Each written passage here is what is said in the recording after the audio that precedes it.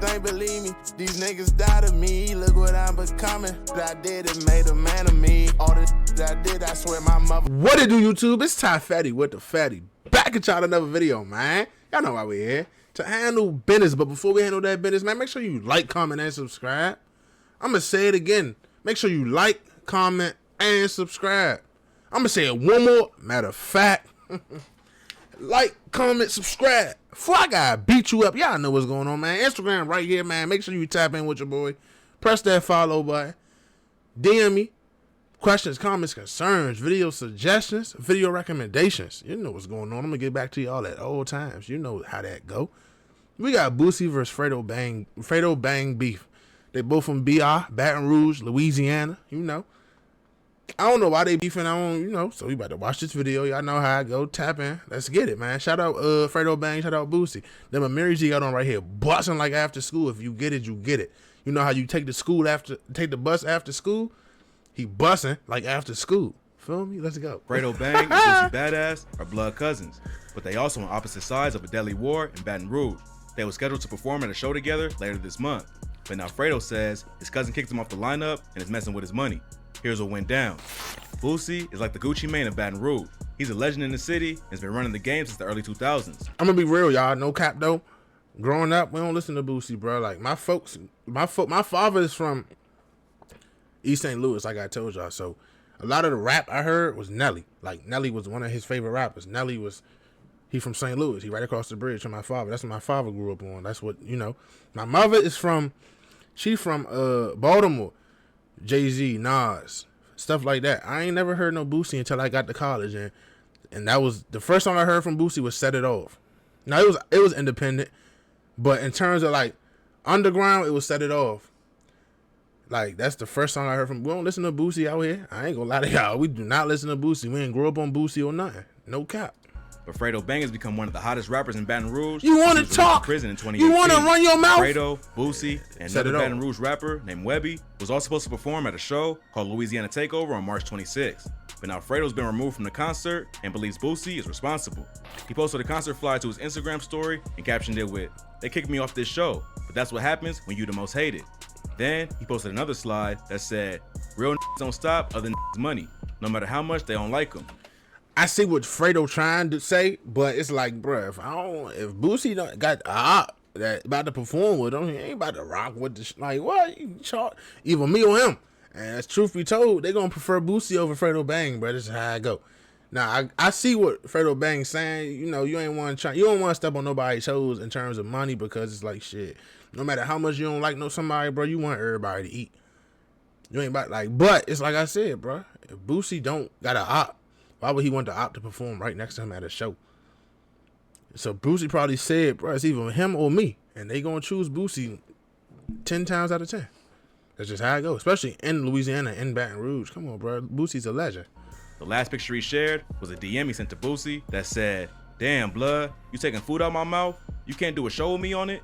That seemed like the end of it, but then Fredo posted a video ranting about the situation and said, "You don't f with my music, f you. You ever had anything bad to say to me about me? F you. And when you f with another f you. You was probably mid anyway. If I don't text you back, it's f you. If I open your DM and I don't respond, it's f you. I don't like none of you niggas, f all y'all. Straight up. Yeah, everybody. F the label, they can suck my d too. I'm feeling everybody.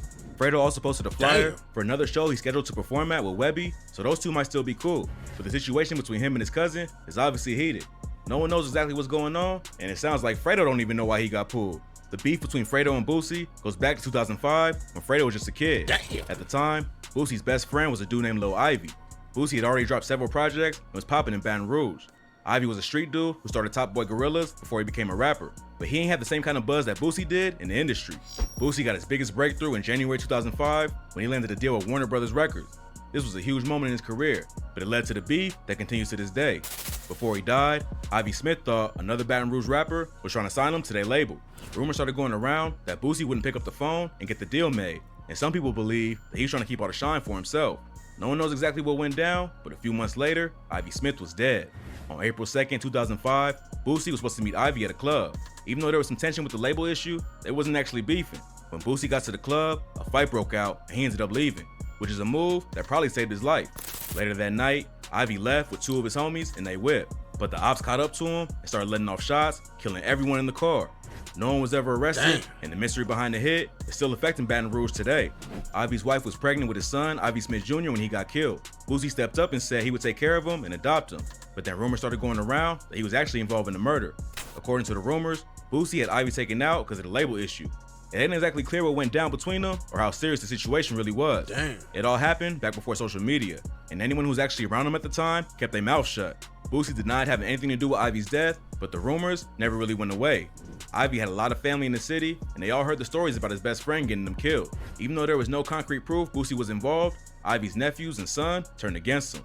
One of Ivy's nephews, who eventually went after Boosie, is Lit Yoshi. Yoshi is from TBG and one of the most savage shooters in Baton Rouge. He's currently facing 7 attempted murder charges related to his beef with NBA YoungBoy. That nigga got 7 attempts. Bro, how you say shrimp fried rice in Spanish? Shrimpiente, friente, ricción. Shorty is fried. He's done, over with. See ya. But before he went to war with the NBA crew, he sent shots at Boosie on social media over the Lil Ivy situation. Check out our video on Yoshi for a full breakdown of his life and career. Boosie Boy B is another Baton Rouge rapper affiliated with Boosie. Never heard of him. When he got home from jail, Boosie tagged him in an Instagram post and called him the real head youngin'. Yoshi called himself the head youngin', so he saw it as a diss. Then Boosie Boy B took the situation further when he claimed on a track that Boosie had a $100,000 bounty on Yoshi's head. This wasn't the first time that Boosie allegedly put a hit out on a rapper. In 2009, one of Boosie's main rivals, Chris Newsy Jackson, was killed in Baton Rouge. A dude named Marlo Mike, who was one of Boosie's close affiliates, later confessed to the murder. Newsy was beefing with Boosie before he got killed, and the FBI received info that Boosie placed a $30,000 bounty on him. Lil Yoshi made it clear he wasn't backing down from Boosie and his crew. Yoshi's known in the streets as a real demon, so even if there was $100K on his head, he was probably ready for the smoke. He was about to turn up the disrespect and turn the son of Boosie's best friend against him. By this time, Lil Ivy Jr. was a teenager, and his older cousin Yoshi got him to record a diss track about Boosie and his crew. At one point, Boosie was planning on adopting this kid as his own, but now he was teaming up with his ops and dropping diss tracks about him. Ivy Jr. also hopped on live and aired Boosie out by saying, "Come to one of my events for my school and call himself he adopted me. Never, you ain't never adopt me." Then Boosie's son, Tootie Raw, jumped into the beef, dropping the track Up, where he rapped, "You know that I be thuggin', I don't with no gorillas." Fredo ain't respond to the diss, but he posted a video of him dancing to the song and sarcastically called it the hardest track out the bottom since Set It Off, which is one of Boosie's tracks from his early days. Before all this went down, Set It Off, it seemed like there was mutual respect between Fredo and Boosie. Even though they wasn't tight, Fredo reached out to him before and asked to be put on the show, but Boosie never responded directly to him. Boosie said in the interview that there was no disrespect, but Fredo ain't know the whole story. He said, "It's a lot of stuff that Fredo don't know about. Fredo my cousin. It's a lot of shit this nigga don't know about. It's a lot of shit he don't know about as far as that situation. I found out he was my cousin by my great auntie. She told me a year ago or something. It ain't no hate or anything like that. Anybody in the city who doing their own thing, you know I want to blow. I feel like when blow from Baton Rouge, you know, they give us the power to make Baton Rouge the hub like LA, Atlanta, and shit like that. Any who trying to blow is good. I ain't tripping on nobody. But yeah, he my cousin." The two of them ended up running into each other at the airport sometime later and talked everything out. Fredo said Boosie explained the situation between him and TBG, but neither one of them has spoken about it publicly. Apparently, they want to keep Baton Rouge business in Baton Rouge and not drag everything out in the open. As they should, though. The only details that were made public. That's how it should be, though. A lot of people don't understand, bro. Once you bring it to the public, bro, that lets everybody else form their opinion, bro. And y'all can say it ain't supposed to be like this, but we all human, bro. You gonna let some people's opinions get to you and change your way of looking at a certain situation, bro. If that don't make sense, then I don't know how else to explain it. But we all go through that, bro. Sometimes you do get phased and affected by what somebody else got to say. A lot of times you don't, but sometimes you do, bro. And that can form people's opinions to a certain way, can mold them into something that they wasn't even thinking about before, bro. So I feel like everything should always be behind closed doors, bro. You should never have your business, your personal business on the internet and other people's faces. None of that, bro, unless they got something to do with it. That's just my opinion. That's how I carry my life. Was when Fredo went on the Breakfast Club and told him TBG was started in the 90s, so I don't really know what they got going on. Boosie was kind of TBG. There's basically badass entertainment and TBG. It was family. You know, family business, something happened, I don't really know. When he came home, everything was good. Something happened, I don't know.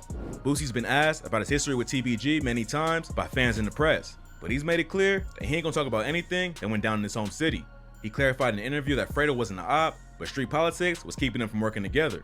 Fredo got Boosie's number when they met at the airport, but he thinks it might have been fake. He told the Breakfast Club crew, "We talked, I got his number. He said he's gonna do some music with me, but he never picked the phone up." I ain't gonna lie, I think he just gave me a wrong number. So with all the history between Boosie and TBG that no one knows about, there's no telling what's actually going on behind the scenes.